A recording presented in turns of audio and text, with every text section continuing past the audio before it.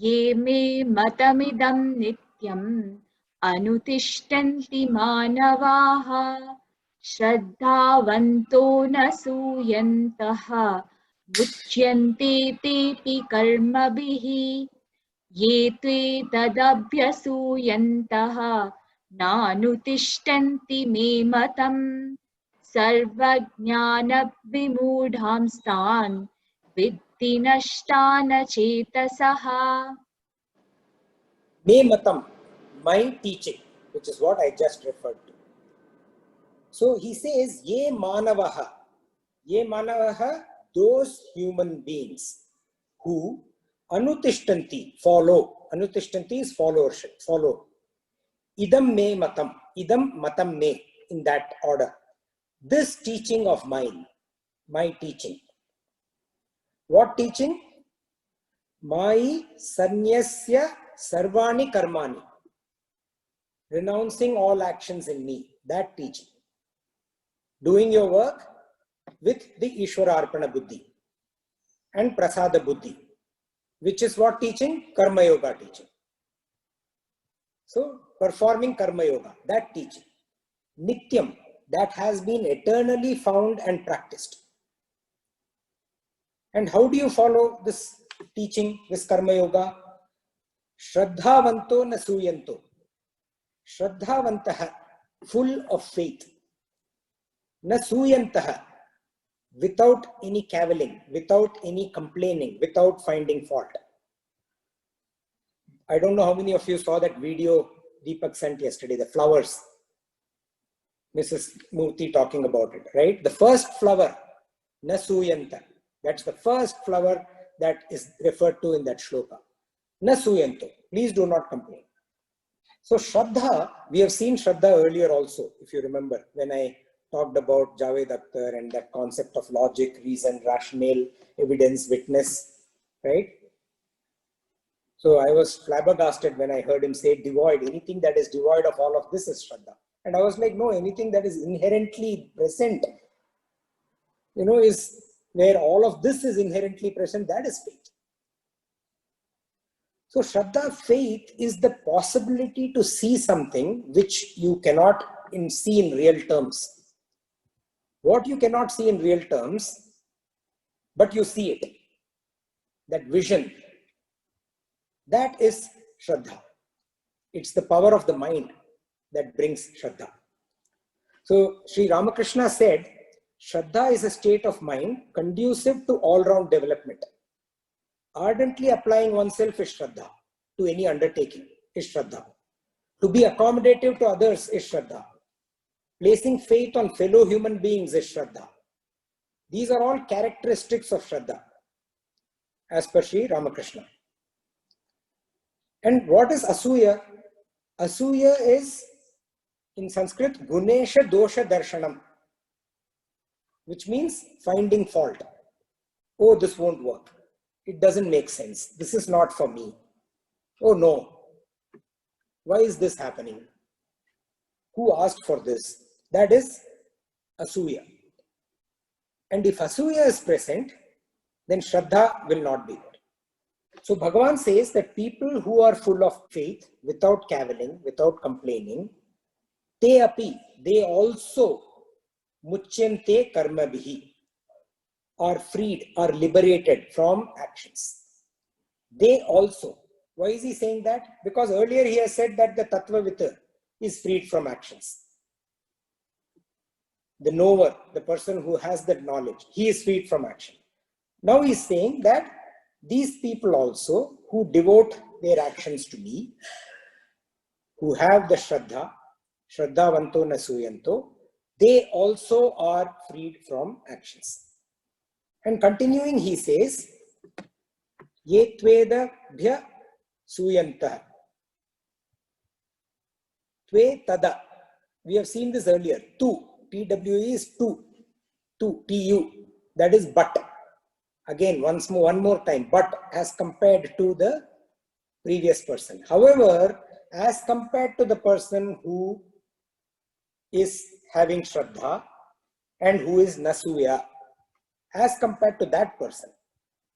Whether we learn anything else or not, these two concepts we should learn, but as compared to the previously referred to, whatever previously was referred to, as compared to that.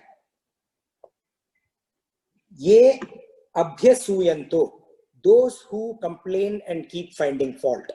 Abhyasuyanto is complaining or finding fault. Nanu tishtanti me matam, and do not practice. Nanu tishtanti, do not practice. Me matam, my teaching. Vidhi, please know, please understand, O Arjuna. Tan nashtan achatesha, they are lost, unknowing. Vimudhan sarvagyana, they are lost, unknowing and deluded. Sarvagyana, in all knowledge, in all of knowledge. So sarvagyana, all of knowledge, means the knowledge including its source, which is the pramana, the prameya and the prayojana. We had talked about this again in the initial satsang. Pramana is the means of knowing, prameya is the subject of knowing, and prayojana is the result of knowing. The knowledge along with the pramana, prameya, prayojana, the means, the subject and the result, are deluded or taken away, and this person is lost to all of that. Just like, for example, when I was going through this, the example that came to my mind was, take an Intel processor, Intel chip. I used to be in the chip design industry. The Intel chip, it's there. It's a processor. It's there inside this box. But without the software that runs through it, that processor is just a piece of dead ASIC. ASIC is application specific and integrated circuit. That's what the processor is without the software. Useless. Similarly, without Shraddhavantaha and Asuyantaha, Nasuyantaha, this person is useless and is lost. He's useless because he is lost. So that faith, that deep belief, that ability to see something which is not visible, that ability to see something which is intellectually not able to be seen or captured, that is Shraddha. And that is the power of the mind. So my son, when he was about 6 years old, we went out shopping. As we came out of the store, it was pouring. Absolute heavy, the skies were coming down. That kind of rain where the water is in so much of a hurry that it doesn't go into the drains. It flows above it, right? And even if it goes quickly, it all overflows. Puddles all around, water kind of stagnating in various places. And a number of people stood under the awning outside the shop, waiting for this rain to abate so that they could go about their work. Some of them just watching the rain, most of them complaining. Abhya suyantaha, complaining. Most people were complaining. It was a real story, right? Why complaining? Because suddenly this nature is interrupting their daily life. They had plans. They had to go back, get breakfast, and then do something else. Then do something else, then do something else. They had so much of work lined up, and suddenly there is an interruption. A busy, hurried day put to a standstill. So everybody was standing there, and suddenly his voice broke through this trance. Everyone was in a trance, either watching the rain, possibly one out of the 40, 50 there happy, the rest of them complaining. And suddenly young boys, voice breaks through the trance that everyone was in. He said, "Daddy, let's run home in the rain." And I was like, no, we'll get soaked. Let's wait. Within about 10, 15 minutes, the shower will come down. Let's wait. But Daddy, Dadima is grandmother. Dadima says, she only says that God gets us through everything.